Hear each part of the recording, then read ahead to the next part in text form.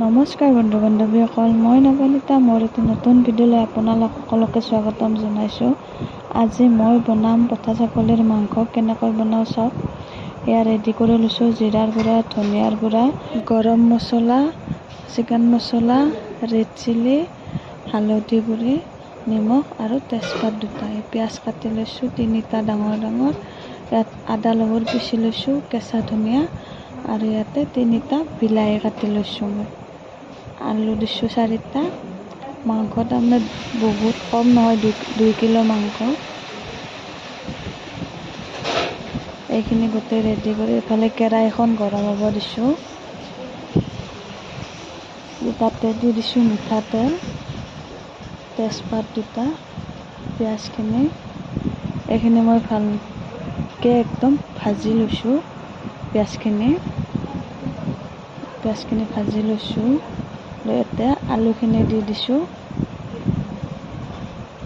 আলুখিনি মই অলপমান ভাজি লৈছোঁ। এইখিনি ভাজি এতিয়া দিম আদা নহৰুখিনি অলপমান ভাজি লৈছোঁ।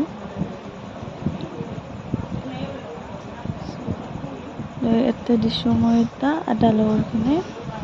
আদা নহৰুখিনি দি এইখিনি দিও মই ভালকৈ ভাজি লৈছোঁ। আদা নহৰুখিনি দি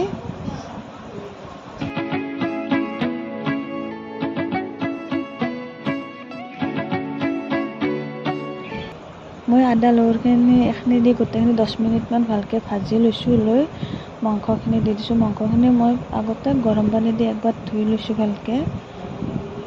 লৈ ইয়াতে গোটেই মাংসখিনি দিছোঁ। দি এইখিনি একদম গোটেইখিনি ভালকৈ ভাজি ল'ম।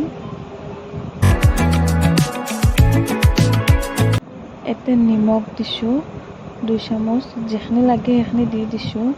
দি এইখিনি মই 5 মিনিটমান ভাজি ল'ম। নিমখখিনি দি এইখিনি একদম ভালকৈ 5 মিনিটমান ভাজি ল'ম। ভাজি লৈ উঠি এতিয়া মছলা দিম। হালধিৰ গুড়াখিনি দিছোঁ, ৰেড চিলিখিনি দি দিছোঁ। হালধিৰ গুড়াখিনি দি একবাৰ লাৰি দিছোঁ। তলত বহি যায় না, আদা নহৰু দিয়া গৈছে।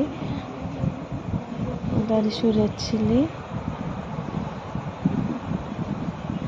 গৰম মছলা, চিকেন মছলা, ধনিয়াৰ গুড়া আৰু জিৰাৰ গুড়া গোটেইখিনি দিছোঁ।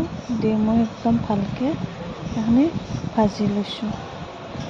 পাঠাৰ মাংসৰ এটা গোন্ধ থাকে না, এইখিনি ভালকৈ ভাজি নল'লে গোন্ধটো থাকি যায় না।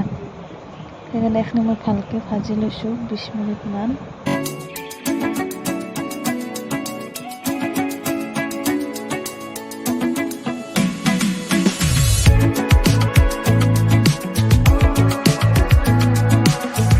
এইখিনি 20 মিনিটমান ভাজি লোৱাৰ পিছত এতিয়া বিলাহীখিনি দি দিছোঁ। ভাজোতে আলুখিনি সিজি গৈছে। এতিয়া বিলাহী দি দিছোঁ। মই 3টা বিলাহী পাতলকৈ কাটি লৈছোঁ, সৰু সৰু। এতিয়া বিলাহীখিনি দি অলপমান ভাজিছোঁ 5 মিনিটমান।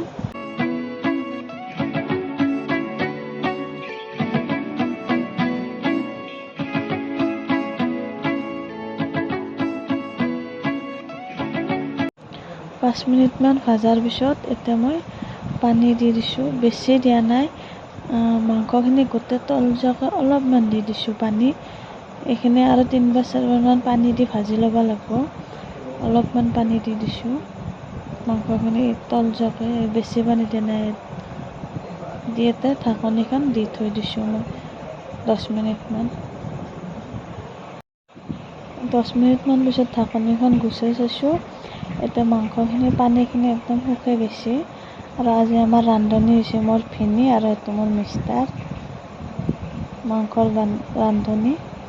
মাংসখিনি পানীখিনি একদম শুকাই গৈছে।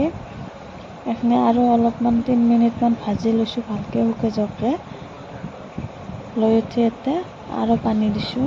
এইবাৰ একেবাৰে বেছিকৈ পানী দি দিছোঁ, একদম ভালকৈ সিজি যোৱাকৈ। একেবাৰে বেছিকৈ পানী দি দিছোঁ। দি